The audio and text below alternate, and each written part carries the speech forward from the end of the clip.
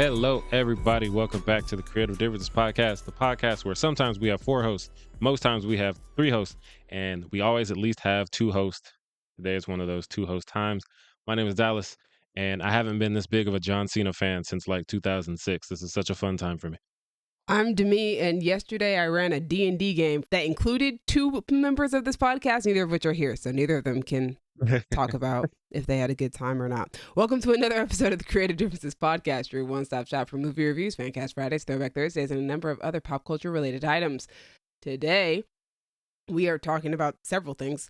We will be talking about Tron, ARES, Kiss of the Spider-Woman, Marvel Zombies, and Peacemaker.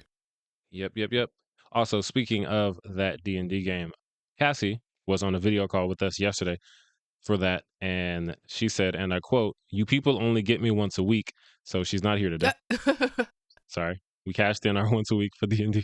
I told Gabby I was watching a show in which people try to eat a character played by Florence Pugh, and she screamed, "It should have been me," and ran out of the room, never to be seen again.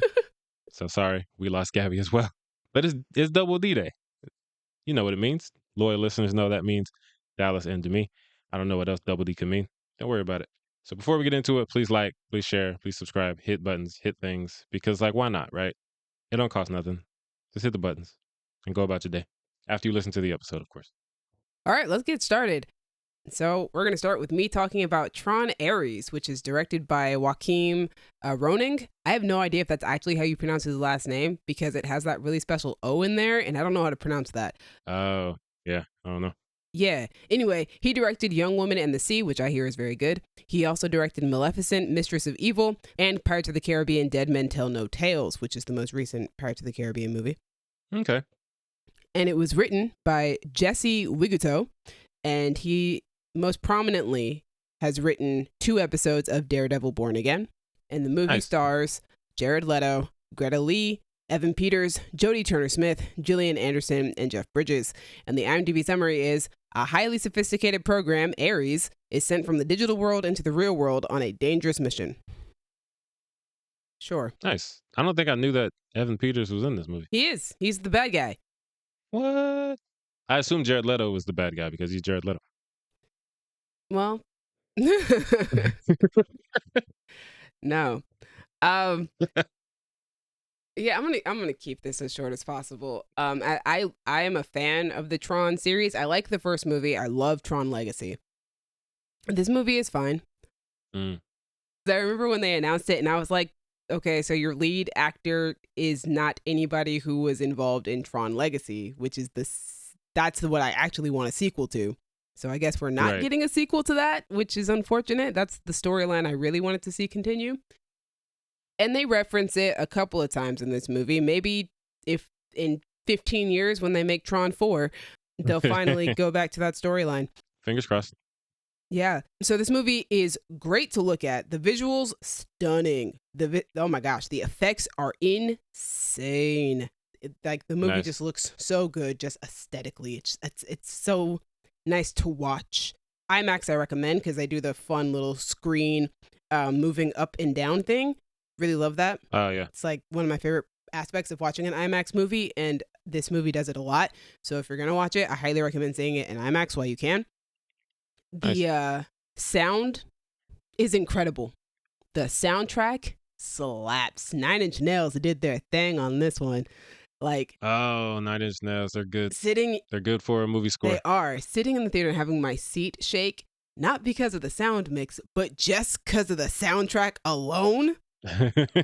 Fire experience. Fire. Amazing. The soundtrack hits. It's incredible. Is it up there with Legacy soundtrack? Because I know Daft Punk did that one. Yeah, I think both of them are very good soundtracks. Yeah. This one might be a better one. I'd have to go back and listen to both of them. I haven't listened to the Daft Punk one in a while. Me either. I just remember it slapped. Both soundtracks slap. At this point, we're just making really long Tron music videos. I don't know what's going on here. I respect it. And also, it's got a cast of really great actors. Yeah. Yep, that's about it. That's all I got for you guys. That's all we got. That's all I got. I don't know. As somebody who is a fan of Tron and I understand why Tron Legacy didn't hit the way that I love it. You know, that's not like a general consensus about Tron Legacy. That's just there is it's almost like a cult classic sort of thing. There's like a subset of people Right. who are like, yeah, that movie slaps, possibly mostly because of vibes. All right. But like also like the first Tron movie, in my opinion, is extremely ahead of its time, and was kind of prescient in the way that we interact with technology and the idea of like us having digital identities within the digital realm. Right. And I think that's really interesting. I think that's cool because when the original Tron came out, we were not at that technological stage yet. There was no way that we could Yeah. have ever thought that we would exist so heavily on the internet in a digital world.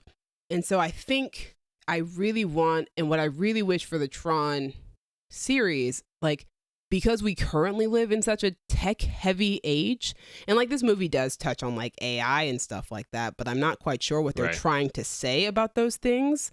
And I really want, and I feel like Tron could be a series that talks about our relationship with technology and our relationship with like our digital identities and like ourselves and stuff like that. Yeah. And like, It does seem to be the best equipped given its like setting and premise. yeah. So I really would love for like Tron the series to be about like our relationship with technology. I think that's really cool. I think there are some really fascinating and interesting stories you can tell within that realm. And I don't feel like we're using Tron to the best of its potential, which is probably why it's never been a successful franchise. This is why they take a couple of decades between movies. Exactly. But yeah, that's Tron ARES. I don't really have a lot of thoughts about Tron ARES. If you like, and here's the thing, that sounds really, really critical, and it is. Yep. I enjoyed my time in the theater, like Okay. brain off, just vibing with the visuals and the audio and stuff like that. Yeah. It was cool for a nice little 2-hour movie that takes place, well, partially takes place in the digital world. There's not enough. hmm There's not enough stuff in this movie in the digital realm for a Tron movie. I'm gonna be honest with you. Okay. But there are a few like references back to like the OG movie and also to Tron Legacy that I very much enjoyed. There's like a section of the movie that like emulates the look of the original Tron, and I love that so much. Like that popped up and I was like, oh, that's so cool. That's so Nice. great. Yeah, especially to see it because I was what like 82. Yeah, it's So a like long time ago. emulating that now with today's effects would be really dope. Yeah, and especially because Tron was such a uniquely made movie. No other movie has been made like that ever. Mm. The process of making Tron is a process that I don't think we have ever redone because it was so time consuming and it did take so much Right. effort to create that visual aesthetic. So yeah, to see it recreated with our current technology was really, really cool, and I really enjoyed that a lot. But yeah, that's Nice. I liked that part of it. But yeah, that's Tron ARES. The aesthetic of Tron is so cool. Yeah, it's a dope look. Also, there was so much fulfillment for me because I have always wanted to own a life-sized light cycle. And so to Okay. see one in the movie actually just driving down our real world streets, I was like, oh, that's so cool. I want one so bad. Yeah, I remember that shot in the trailer. I was like, this looks really dope. It's a stunning movie. It looks amazing. Anyway, next movie is Kiss of the Spider Woman. And it's written and directed by Bill Condon. He directed Dreamgirls and the live-action Beauty and the Beast. He also Okay. wrote Chicago and The Greatest Showman. She's a musical man. He is. He also directed a Twilight movie, which is not a musical. Oh. So All right. the movie is based on the stage musical by Terrence McNally, and it stars Diego Luna, Tonatia, and Jennifer Lopez. And the IMDb summary is Valentine, a political prisoner, shares a cell with Molina, convicted for public indecency. An unlikely bond forms as Molina recounts a Hollywood musical plot starring Ingrid Luna. All right. I really enjoyed this movie. I remember when the trailer first came out, I didn't watch it. I had no idea what it was going to be about. I had no idea what it was. I just knew that Jennifer Lopez was in it. And then I saw the trailer when I went to go watch a movie in theaters. I think it was after I was done with my production, and I saw like 7 movies in a week. And Yeah. I saw that trailer in front of one of the movies I saw, and I was like, what is this? This looks amazing. I need to see this. I am a lover of musicals. And True, you are. think whatever you want about Jennifer Lopez. I love to see her in a movie. I love me a Jennifer Lopez movie. I never know what we're gonna get, like in terms of movie quality, critical reception, like audience takes. Like whenever Jennifer Lopez is in something, I'm like, what's about to happen? What's the discourse gonna be? What are people gonna say? And honestly, for me, I don't care what you think. I love a J-Lo movie. I do. I really, Right. really do. Man, this movie takes such great advantage of her like dancing skills. Like she is so good. Like I know Jennifer Lopez is a good dancer. Like that's Right. she started out off as a dancer on In Living Color. Like Yep. Yep. I know that she's a great dancer. That's like how she got a singing career in the first place. But man, in this movie, I was just like, I'm stunned because the musical aspect of the movie is kind of paying homage to old school Hollywood. Like the choreography is so detailed and so like complex, I would say, as somebody who is not a dancer. Right. And just like watching her do it and just effortlessly flow through it, it's like stunning. It's absolutely stunning. It's amazing. But the true stars of this movie are Diego Luna and Tonatia, who are playing prisoners in this jail, but are also playing two characters within the musical itself. I love Diego Luna. I do. I really, really do. Somebody watched Andor and I was gonna said, say, is he Andor? yeah. Got it. Yeah, somebody absolutely watched Andor and said, "Hey man, call him up to do this movie for us real quick. Can he sing? Does he sing and dance? Okay, yeah, put him in here. We need him. We need him because he's kind of playing Andor again, but also having to do like the musical aspect of it Right. as well, playing the Musical romantic Andor. lead. Yeah, musical Andor on top of playing a golden age of Hollywood leading man in a musical, which is a lot of fun, and I love that. And just like the dramatic scenes with him are so good. He's just such a talented actor, and I love watching him. I think the true star of the movie is Tonatia, who I had never heard of before this movie, but oh my gosh, so wonderful, so much charm. His performance between the two characters he's playing is so dramatically different.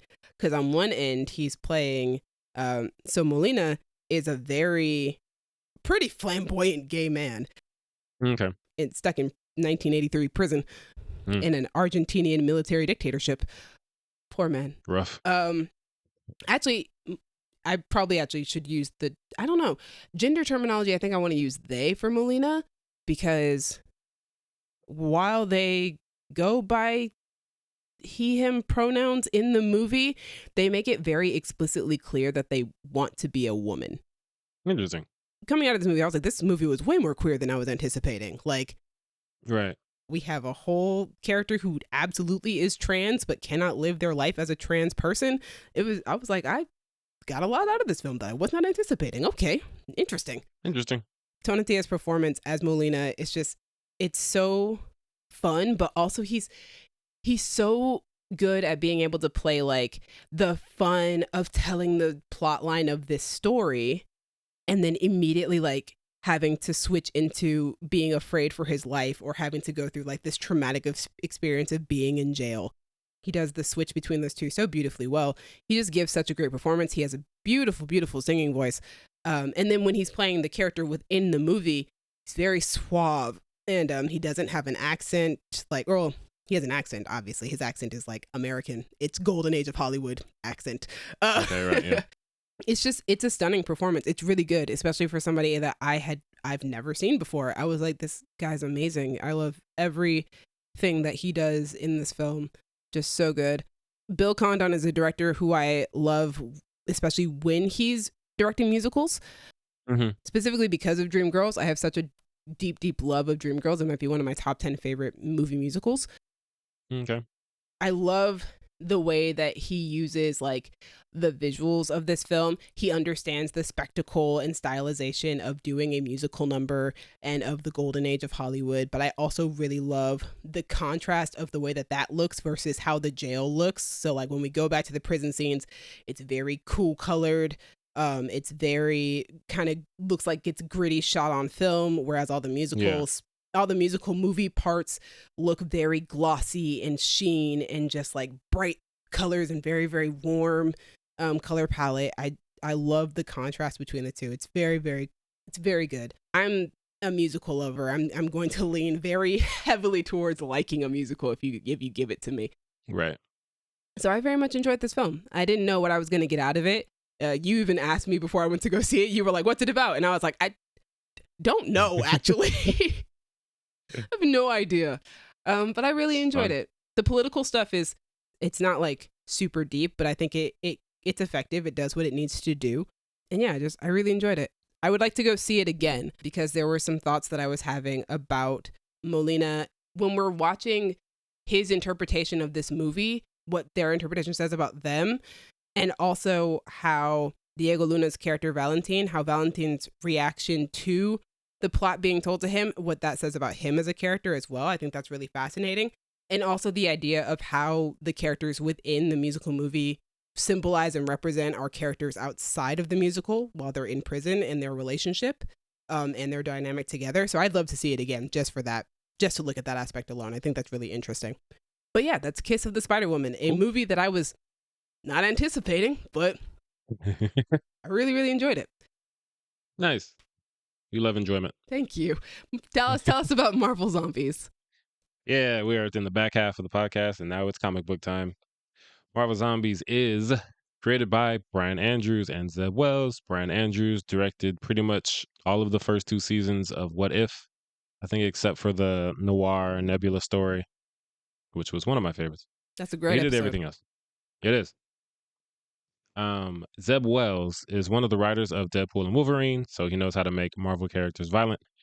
He's also an uncredited co-writer on The Marvels and Thor: Love and Thunder. The show stars so many people, primarily Iman Vellani, but also prominently features Dominique Thorne, Haley Steinfeld, Todd Williams, Florence Pugh, David Harbour, Simu Liu, Aquafina Randall Park, and Elizabeth Olsen as even scarier Wanda. She can It's get based scarier. surprisingly so, yes. And that's horrifying because she was terrifying in Multiverse of Madness. Yeah. You know what? She was still scarier at Multiverse of Madness. When Raimi really ramped it up, that was her at her scariest. I'm But they still do a really good job with her here. I'm still sad I wasn't there for that review because man, I had so many thoughts on Elizabeth Olsen in that movie. I wish you could have been there. It was I love talking about that movie. Yes, based on the comics of the same name by Robert Kirkman, Mr. Walking Dead. IMDb summary is after the Avengers are overtaken by a zombie plague, a group of survivors discovers the key to bringing an end to the superpowered undead, racing across a dystopian landscape and risking their lives to save their world. I really like this show. I love What If, I love animation, I love Marvel, I love anthologies, I love spooky stuff. Like this was made for me, and I appreciate that. It's also a quick little 4 episode miniseries. So It's only 4 episodes? it's only 4. Like Yo, it really what's up with flies the by. animated shows getting like these really short seasons? Because it isn't Eyes on Wakanda also only 4 episodes? I think it is, yeah. I don't know what these animated anthologies are getting, these short. But they do a lot with these 4 episodes. First thing I'll say is obviously the show is rated TVMA for a reason. It is very violent. It is very Robert Kirkman. It is it's zombies. And that comes with everything that zombies come with, but through the lens of Marvel, which is more fun for me because you get to see Marvel characters using their powers, but also as zombies. And like the way that Scarlet Witch is still able to use her mind powers is absolutely terrifying. Shout out to Iman Vellani. Miss Marvel, I think, is the perfect kind of character for us to focus on because the story and setting are so bleak. But as you know, Kamala Khan is just such a bright spot in the world. And so is Iman Vellani. I So love like her so much. she's great. Like even when it's really bleak, she can play that well, obviously too. But like it starts with her hanging out with Ironheart, Riri, and Haley Steinfeld, Kate, and it kind of has that Marvel's energy when they're all hanging out in between the really serious stuff. That is like my favorite stuff from Yeah, that it's movie. really good. And unfortunately, this show really has to move it along because it only got 4 episodes, so we don't get a lot of that. It's just kind of like how we start, but as we go on and pick up more characters, like Todd Williams is great. He's playing Blade Knight, which is what we're all calling this version of Blade, who is the avatar of Khonshu in this universe. Interesting. Yeah, he's super dope. Like, and Todd Williams is doing a very good Mahershala impression. He's my favorite character. Like, one of the things I wrote down was Marvel said, Blade, we won't give you a movie, but we'll let you be the coolest character in an animated show. No. Like, sorry, Blade, you can't have a movie, but here you go, bro. And it worked for me. Like, it makes me a little more upset that we're not getting the Blade movie. But this is a different version anyway. But just like the calm stoicism that Blade has, in addition to like being able to see things before other people do because Khonshu was there. And there's this running joke of obviously no one else can see or hear Khonshu. So for a while, they all just assume Khonshu was like an imaginary friend that this dude has until they need to go to New Asgard. And your girl, Valkyrie's in it. Shout out Tessa Thompson. Hey. She shows up and she's like, this is not a place for mortals. Y'all can kick rocks. And then Khonshu like busts out and it's like, yo, what's going on? Y'all don't recognize me no more? Like, y'all acting brand new in Asgard? Y'all don't recognize my deity? And she's like, oh, snap, Khonshu, what's up, bro? Come on in. Y'all got it. Y'all good? They with you? And they bring everybody in. But of course, only people who can see this are Valkyrie and Blade. So everybody else is just like, I don't know what just happened. Whatever. But yeah, they get some great stuff with the Asgardian stuff. Shang-Chi and Katie show up and they kind of have their own Mad Maxian like faction that includes Randall Park's character and Death Dealer, which is great because Death Dealer is such a dope looking character to me, and I always want to see more of him. Yeah. We get Baron Zemo essentially being like a villain from The Walking Dead, the type who like takes over a certain spot and is like, I'm running this, but also I'm bad because of course I am. I'm Zemo. Red Guardian's awesome. He's always awesome. I love him in everything. He becomes buddies with Jimmy Woo, and it's my favorite thing in the world. Yelena is back. She's awesome. It's just there's so much in the show that I like. And I think a lot of it is I didn't expect it to go as hard as it does with like some of the violence and some of the bleakness. Because when they did the zombie episode of What If, they still had to kind of color in the lines of the What If rating and everything. Yeah, for sure. So it's like, yeah, we got zombies, but it's mostly Peter Parker trying to keep everything light, and then like Ant-Man just quipping, like undercutting every serious moment with a silly line. And this show really lets the moments sit. Like, obviously, I'm not gonna say who lives, who dies, who tells your story, but people die, People and die. people died, and there's a few times like one of the episodes follows a pretty major character death, and you just kind of like have to sit with it, and the credits roll, and it's like, oh, this is different kind of MCU content. We're just gonna have to sit with our sadness. But yeah, I think they balance those tones well because the fun stuff is still fun. There are obviously going to be some quippy characters because it's Marvel. And Elizabeth Olsen, she does her thing. She is she's not just going like spooky zombie noises. As Scarlet Witch, she's able to like project things. So she can project herself as normal Wanda, Nice. which is scary because she comes up and she's like, "Oh, everything's good, guys. Just like come here, join me. I cured myself. We're all good." And she's trying to get Kamala. She's always trying to get a teenager for their powers. And in this story, she's trying to get Kamala pretty much the whole time. Maybe they should stop doing that. But It's an yeah, interesting good pattern. stuff. Mm-hmm. I had a nickel. Weird that I have it twice. But yeah, It's happened too many if you're times. into too many times, too many. If you're into the Marvel stuff and or zombie stuff, definitely recommend it. And it's a short run, so it's not gonna be. If you watch it and you're like, it's not really for me. It was only 4 episodes. You're fine. But yeah, that's Marvel Zombies. Had a good time. Cool, cool, cool. That takes us to our last thing, which is Peacemaker. Peacemaker, the headliner. All right, Peacemaker is created by James Gunn. Y'all know James Gunn. We talk about him a lot. A lot. The show stars. Well, I guess I should. For people who don't know James Gunn, he made the Guardians of the Galaxy movies. He made The Suicide Squad, not to be confused with Suicide Squad. Obviously, he made Peacemaker, Slither, Superman. He's been around. You Creature probably heard his name. Commandos. Creature Commandos. He's been busy. And the show stars John Cena, Danielle Brooks, Freddie Stroma, Jennifer Holland, Steve Agee, Robert Patrick, and this season, Frank Grillo, based on the comic books character of the same name, but obviously not the James Gunn version, so that's a different version of the character. The IMDb summary is from season 1, so I ain't got it. Just know Peacemaker's back, baby. And this isn't the summary, it's just my opinion. Even better than last season, I would say, for me. Ooh, interesting. I do Yeah. like that. I don't know if I can say which one is better for me. I think that I really enjoy though that instead of going like the first season was very balls to the wall, crazy ridiculousness Mm-hmm. with all the aliens and stuff like that, very comedic. I did appreciate that this season felt a lot more personal and almost insular, smaller story. Yeah. And I feel like a lot of shows try and just go bigger and better for like season 2 in the same way that movies try and go bigger and better for their sequels.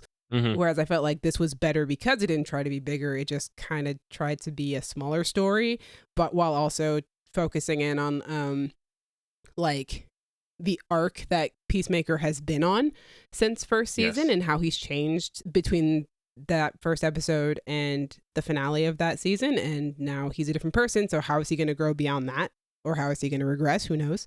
Right. For me, I think last season's like MVP character was Peacemaker.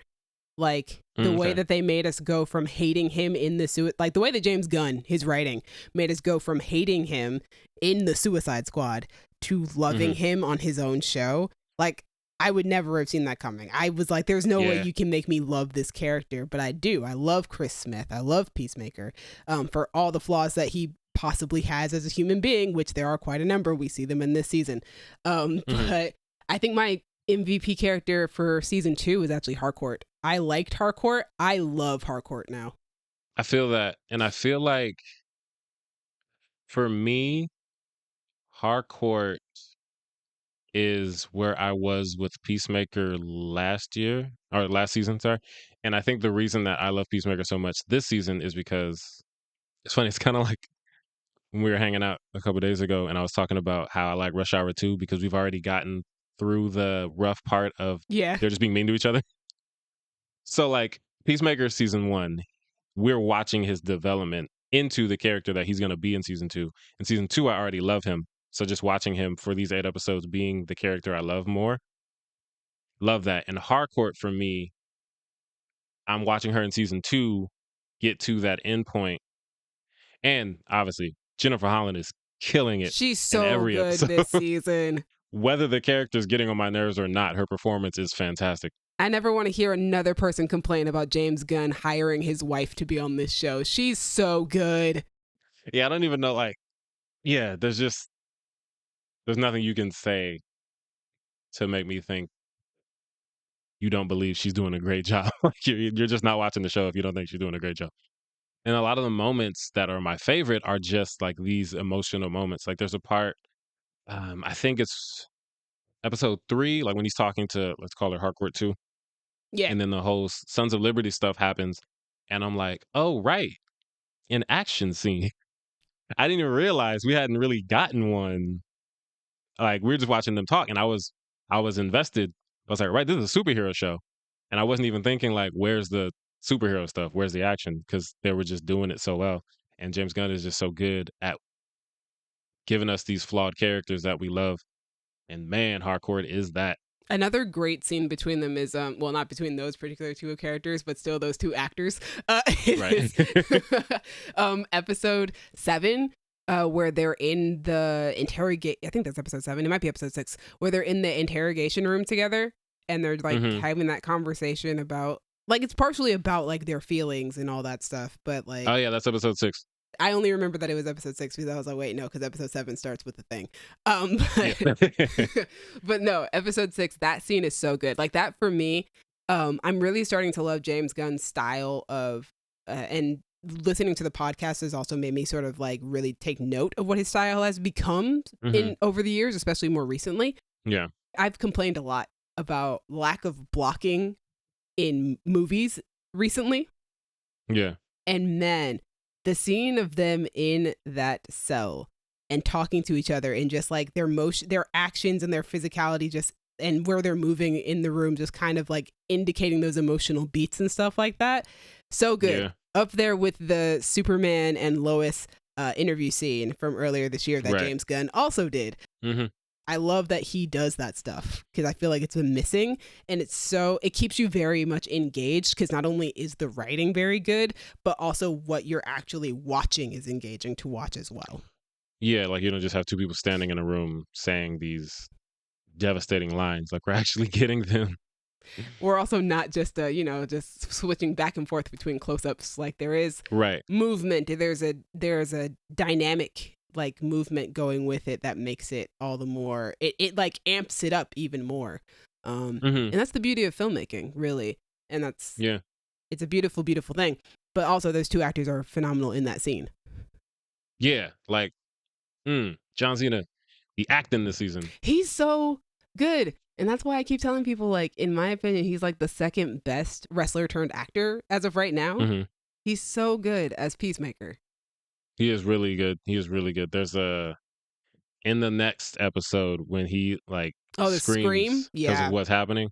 It's so unsettling because it's not, and I think they talk about that on the podcast too. It's not this like big like masculine alpha male like stop.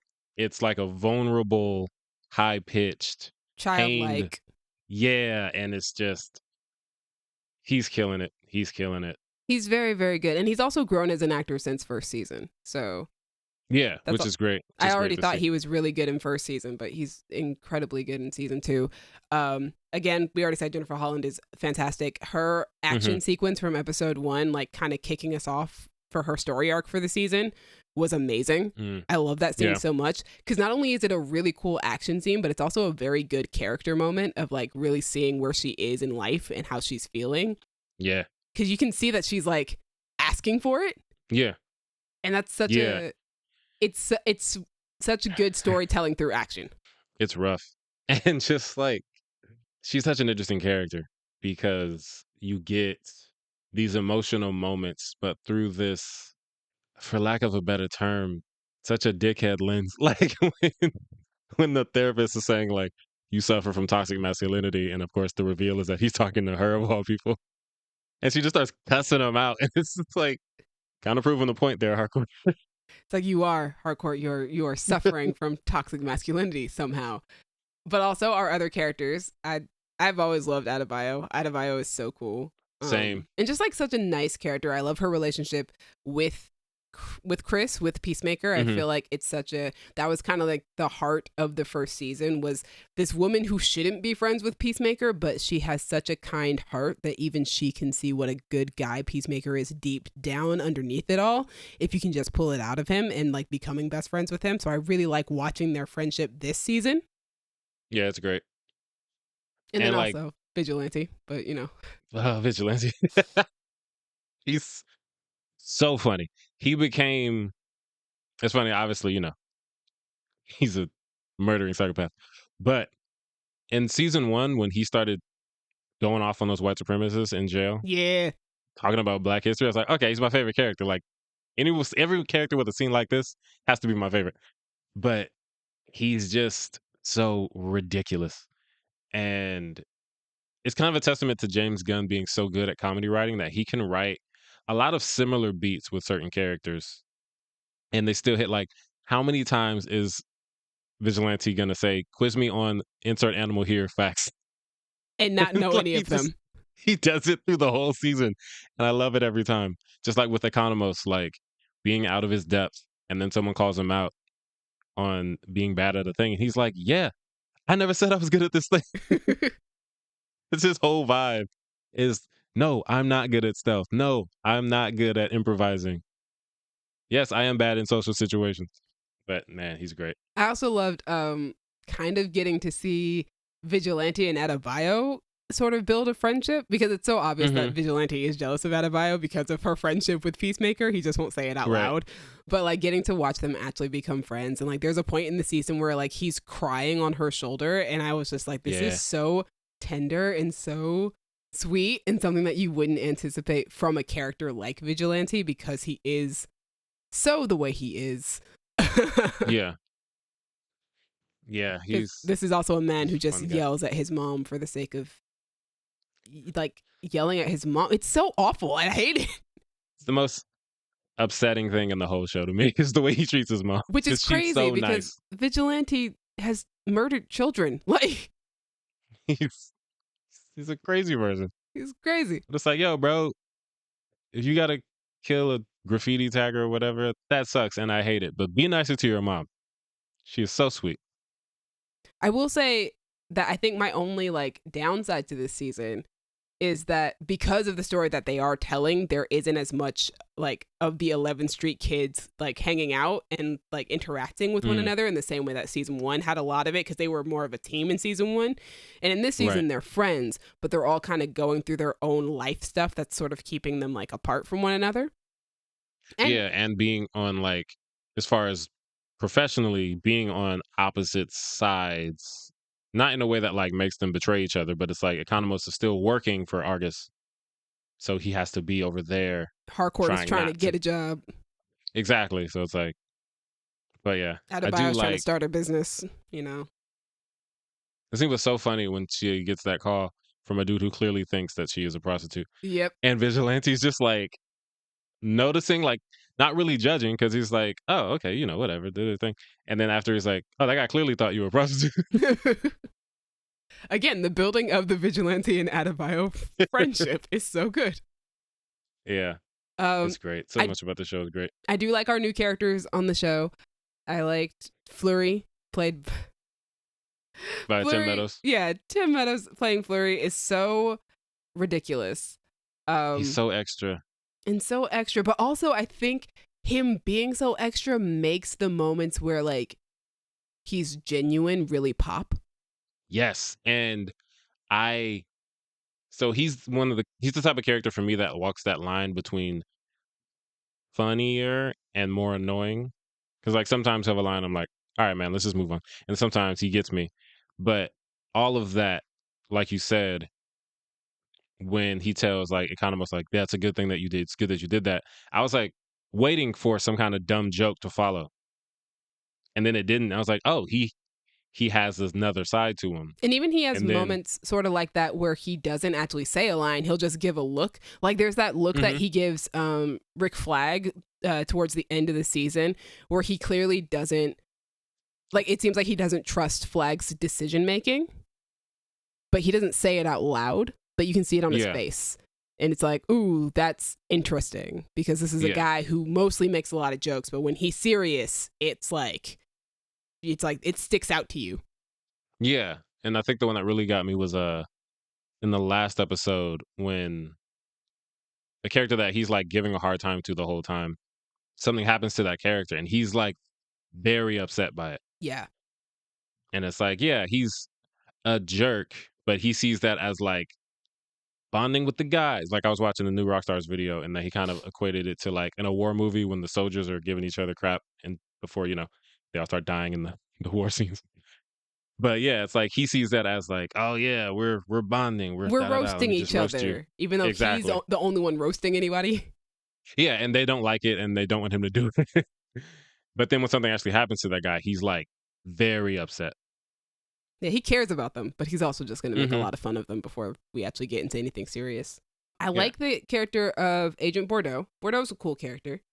I like Bordeaux more after the season ended, Yeah, like that turn that we kind of got toward the end. Because at first she kind of felt like generic badass agent for a bit. Like, oh, I'm good at shooting. I'm no nonsense. she's also a metahuman. Yeah. But then toward the end, I'm like, okay, there's another side to you that I like. You're more of a character than like an archetype now. And I like that. I like the inclusion of Rick Flag in the season. We had a very interesting conversation about Rick Flag the other day. I do love that. I do like the character, though. I like the character because of the very conflicting feelings that I have about him as a person. Yeah, he's a good antagonist for this show. Like very effective. He's not a good guy, No. but he's also not. He's not.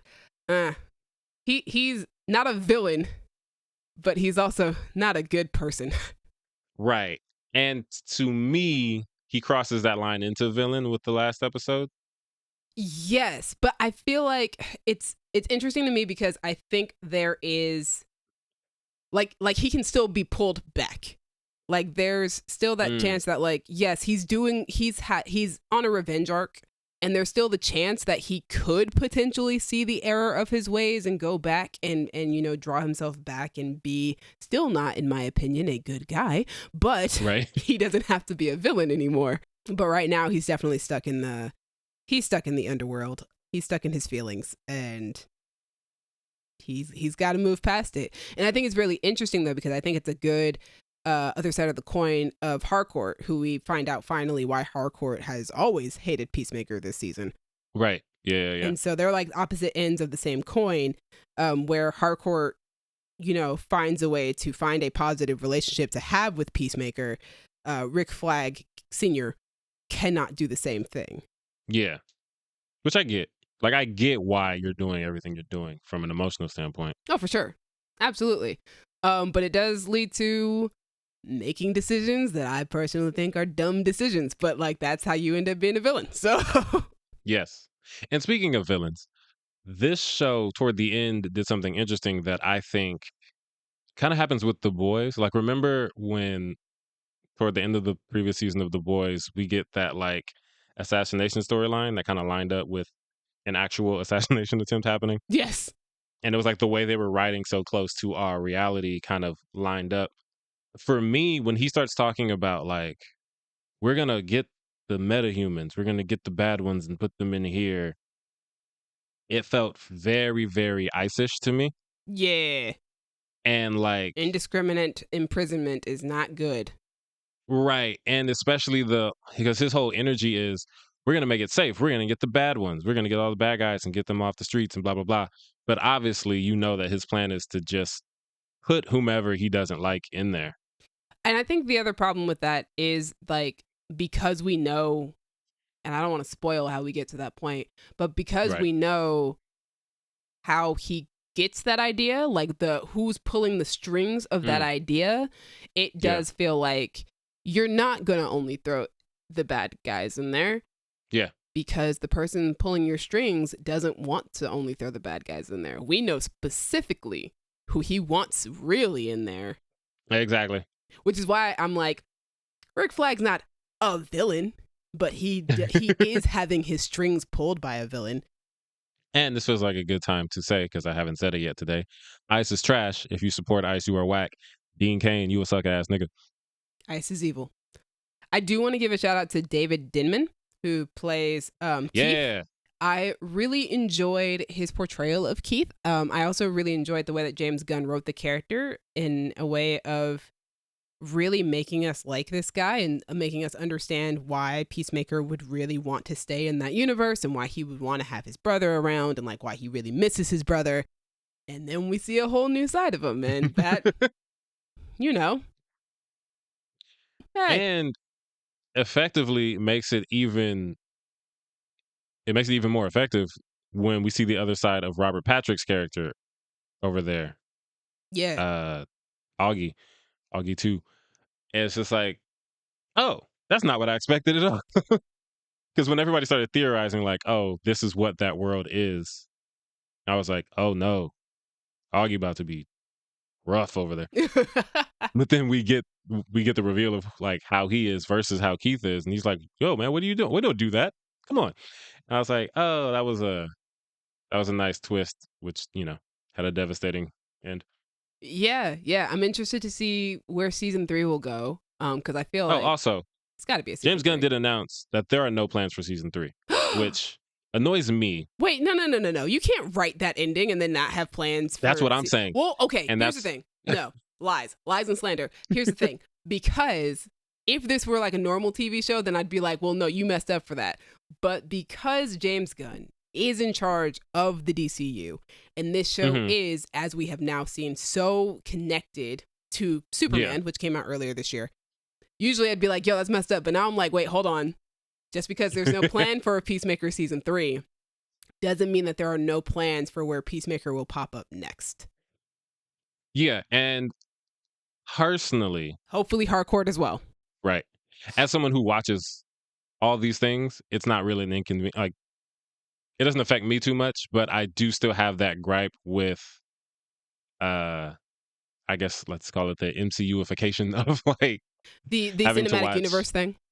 yeah, having to watch a movie and then watch a show or two in between the next movie, or vice versa. Like having to watch a show and then watching a movie or two in between the next show is like, yo, man, if this is how season 2 ends, give me a season 3 and resolve I it. would really like a season 3 because, like, first off, we ended off on a cliffhanger, a crazy Yeah. cliffhanger at that. But, like, on top of that, episode 7, which feels, we talked about this off mic, but that one feels more like the season finale than episode 8 does.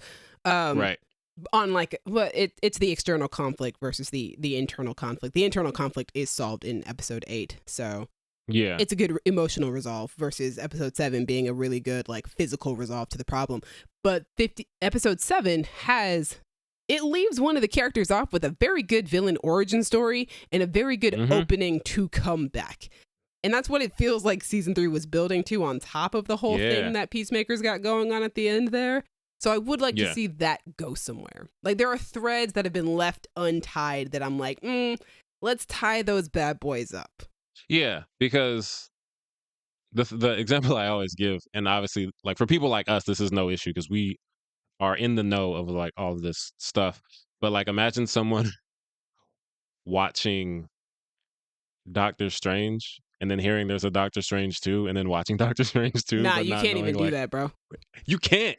You'd be so confused, and it's just like obviously you can find the information and everything, but just like trying to watch, oh, that's number 1, this number 2, your head would explode trying to catch all that. Yeah. But I also feel But like I'm yeah. hopeful that James Gunn's universe won't be that interconnected, though, that interwoven. He always makes it sound like it's not going to be. Like, I feel like when you go see Supergirl, you're not going to have to go watch Superman to understand what Supergirl was doing before this movie starts. Like, I think you can just go see Supergirl. Yeah, hopefully. And I think it helps that he is the one, like He's the he's top dog. Kevin Feige, but he's also making this show, and he made Superman, and he's like, so it's not like we have a guy overseeing and then we have a bunch of different people making all the things. And obviously James Gunn isn't making everything. Yeah. But up to this point, he made Superman and he made Peacemaker and he made Creature Commandos. So everything is connected through one vision. And even then, I don't feel like you have to watch Creature Commandos in order to understand what's going on in Superman or even Peacemaker. Right. Even Peacemaker, you don't have to go watch the Suicide Squad to understand what's happening in Peacemaker. Like, James Gunn gives you enough exposition to be like, exactly, this thing happened, and now this character's mad. Yeah, he lays that out for you. But yeah, I want a season 3. I would love a season 3. I really like the show. This is one of my favorite shows of the year so far. So I am here for it. Yeah, it's also one of my favorite shows of the year. And it didn't take much, too. It only took a few episodes for me to be like, this is going to be in my top 10.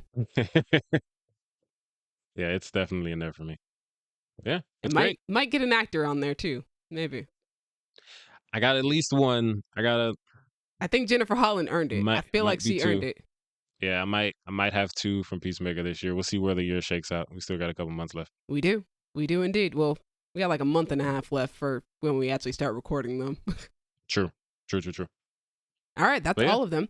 That is everything. I want to do the thing that I've been doing recently, which is we haven't been collecting news. But do you have anything that is coming up that you are excited about that you will most likely end up talking about on the podcast? I forget every time that you do this, so you go first while I try to think of it. Okay, so I've got like 3 things. So they just recently released an extended preview for the Vampire Lestat. Cassie got me into Interview with the Vampire, the TV series, and it's honestly one of the most underrated shows on television. If you are not watching it, I highly recommend it. Please go watch it. It's such a good series. I recommended it to one of the writers that I just worked with, and he sent me a text after we finished production and he had not had the time to start watching it. And he was like, dang it, to me, this is so good. And now I have like 8. He's like, I got like 12 hours of TV that I got to watch now. And I was like, most underrated show on television right now. I promise you. I promise you it is. Highly recommend watching it. Catch it before season 3 starts. I'm very excited about season 3. It looks like it's mostly going to follow Lestat, obviously, because the show has been retitled The Vampire Lestat. Right. but I'm very excited. I know a few details from like the series of novels that these are all based off of. So I kind of have an idea of where this story is going. And the trailer just looks so fun. I'm excited to see Lestat be a rock star. And I love the idea of getting to see him and Louis interact in the modern era. Because just they're so toxic, and it'll be so fun to see that in the modern era and not just as a period piece. Um, Also, they announced who they cast as Akasha, and that's a casting announcement I've been waiting to see because Akasha was kind of made iconic by rest her soul Aaliyah in Queen of the Damned. Right. And everybody who I hear talk about that movie is like, that movie sucks. Aaliyah's amazing, which is why I want to watch it because Aaliyah is wonderful. And I just want to see her performance. It's apparently iconic. So I was very hopeful that they would cast a black actress to play Akasha again, and they did. So I'm very, very happy. Her name is Sheila Atem. She was in The Woman King, for those who don't know who she is. Yeah. But yes, I'm very excited. Sheila Tim is also in Marvel Zombies because she's also in Multiverse of Madness. She's She one is. of the sorcerers. Oh, So, HBO just released a trailer for A Knight of the Seven Kingdoms, which looks like the most wholesome thing to ever come out of Game of Thrones. So okay. I'm very excited about that. It was interesting watching the trailer because, like, visually, obviously, it looks like Game of Thrones. You want it to look like it takes place in that same universe, but like you're watching these people interact, and I'm like, I don't think I'm going to see anybody like get decapitated or anybody's guts come flying out. I don't think we're going to talk a Nice. lot about incest or anything like that, which feels Love very that. nice. I love it. Even though there are Targaryens on the show, obviously. Right. But who knows? I could be wrong. But it looks very wholesome in comparison to everything else that Game of Thrones has done. It follows the adventures of, I think it's Duncan Egg. I think the knight's name is Duncan. The kid he has with him is named Aegon. Aegon is a very important name in the Game of Thrones universe. To anybody who follows, they know. But yeah, I'm excited to see it just for like kind of the tonal change of of that universe, just to see what that's like. Because yeah, it seems like this is a story of, you know, we love a good sad dad and his found child story. You're right.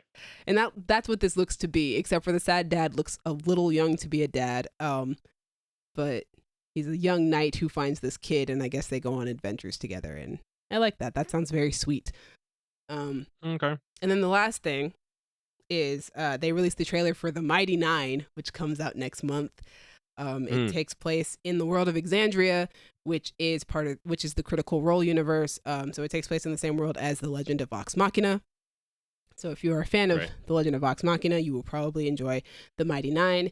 There will be 8 episodes from my understanding, but they will also be almost an hour long, which is insane for an animated show. Okay. And they said that the story is going to play out a little differently than like the format that they have the Vox Machina in. So I'm very excited to see. I have not watched that campaign before. I've seen like the first 2 episodes of it, and that's about it. So I'm excited to see what the story is. I do know who all of these characters are though, and I do enjoy them a lot. So I look forward to it. Also, they cast 3 Disney princesses to guest star on this show, which I think is incredible. I ain't never heard of an animated show that got 3 Disney princesses just in a season. That's insane. Who do they get? They have Ming-Na Wen, they have Anika Noni Rose, and they have Auli'i Carvalho. Nice. So 3 of my favorite Disney princesses on one of what is probably going to be one of my favorite animated shows, and potentially one of my favorite animated shows just in general of this year. So super excited. Mark Strong is also going to be on the show. They've got a stacked cast once again. So yeah, I'm excited. Trailer looks really good. Looks like it's going to be a lot of fun. The animation looks sick. So super excited. Dallas, did you think of anything in the time span that it took me to talk about those 3 things? I did. Last night, after we got home from our fun times, I watched the trailer for Wonder Man. I still have not watched it. How is it? It's interesting. It is very, very heavily focused on the aspect of him being an actor. Yeah, that's like, Simon. Yeah, to the point where if you don't know what Wonder Man is and just saw this trailer, you just think it's a show about a dude trying to be an actor, like Entourage or like some like the studio type of show. And I'm here for it. It is being released under the Marvel Spotlight banner, which is like, more grounded, less Interesting. impact on the big narrative. So Yeah. honestly, if this turns out just to be about Yaya trying to get acting roles, I'm still going to be down for it. It also sounds like, because I remember when we talked about Ironheart, I said that Ironheart doesn't feel like a superhero show because it's not really about Riri trying to save the world or anything. It's really just about her own personal problems and her own personal mess, and she just happens to Hmm. solve that with an iron suit. Right. It kind of feels like we're falling in that direction with Wonder Man as well, where it's going to be just about Simon and whatever issues he manages to get himself into, it will be solved with Simon's powers, I'm going to assume. Right. And one thing I didn't know is that Ex Mayo from The Blackening is on this show. And I think she plays his agent. Oh my gosh, this is going to And be great. she's so great. She's like there's so many standouts in The Blackening, but she's definitely one of them. So now I'm even more excited for it. And it comes out January 27th, I think. Okay. So At long I'm ready last. for it. Yeah. There are certain Yeah. Marvel shows that are finally coming out like this year and next year that we have been talking about since they were announced. So we've been talking about them on this podcast for years. Quite some time. Like we start talking about them when they are announced at like D23 and Comic-Con and stuff. And we're like years later, yep, so this thing is finally happening. Yeah. We made it, y'all. We made it. Thank you for listening. We always appreciate you, especially if you get all the way to the end. We appreciate you even more. Crown Digital, Brandon and Io, we appreciate you as well for putting us on Spotify and Apple Podcasts. Demi, we appreciate you for editing and putting us on YouTube, coming through with the movie reviews. Joining me for Peacemaker, representing for the Tron fans. Yeah, I go see the movies that the rest of you guys won't. Yeah. I think between the four of us, we have a good like coverage of everything. Like if it's spooky, I'm gonna see it, and then Cassie will see it later when it's not in theaters anymore. Gabby's here once in a blue moon, but you'll pretty much watch whatever's not spooky. I think we can count on you for the most part. I think the only thing that we know you won't watch is if it's scary. And even then, sometimes you might get me. I did go see Sinners, guys. We might get you every once in a while. When a great black director is coming out with a Nope or a Sinners, we're gonna get you in there. Every so often. Even Peel gets me occasionally. Mm-hmm. Anyway, audience, back to you. If you want to reach us, you always can in the comments. Feel free. There's lots of room down there in the comment section. Come fill it up. Or you can hit us on Instagram and Tumblr at Creative Differences Podcast, Facebook.com/Creative Differences PC, or TikTok at Creative Differences Pod. If you want to talk to me about my renewed love for John Cena, you can find me on Instagram or Letterboxd at A King Named Simba. Or Serialized, because that's where I'm talking about wrestling. Fair. Next time you guys hear from me, I will be a changed person because I will finally have seen Renee Rapp in concert. But also, Critical Role is back for Campaign 4, and I'm so happy about it. I don't really have any place to talk about it. But if you guys want to check out my Letterboxd reviews, you guys can find them at Demi Joie. Joie is spelled Joie. I occasionally write a review. Sometimes I just give a star rating. But yeah, I have fun over there. That's like the most social media I'm doing right now. Fair. If you want to find Cassie, she is currently on Blue Sky at Do You Want to Taste It? Yes, I do. It's a long name. I've told her it's too long. But we didn't talk about the opening credit sequence. We didn't. I'm still kind of mad that they changed the song. I don't have a problem with this one.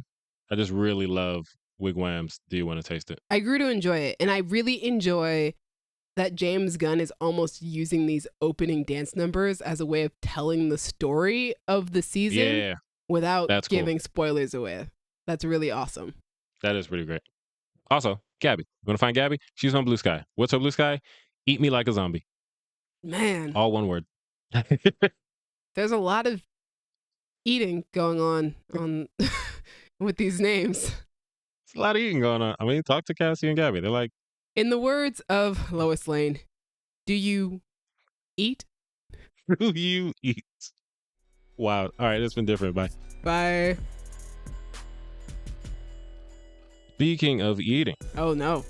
I'm sorry to make you the only one here, so this question is for you. God. If you had to be eaten by a Marvel character, oh, God, who would you choose? You already know what my answer is. Let the people know. It's Natasha Romanoff. Yeah, I figured. Who would you I figured. choose? Storm. Good choice. Gotta be Storm. Is it storming when it happens or just? I mean, whatever she want to do. Rain or shine, we eating.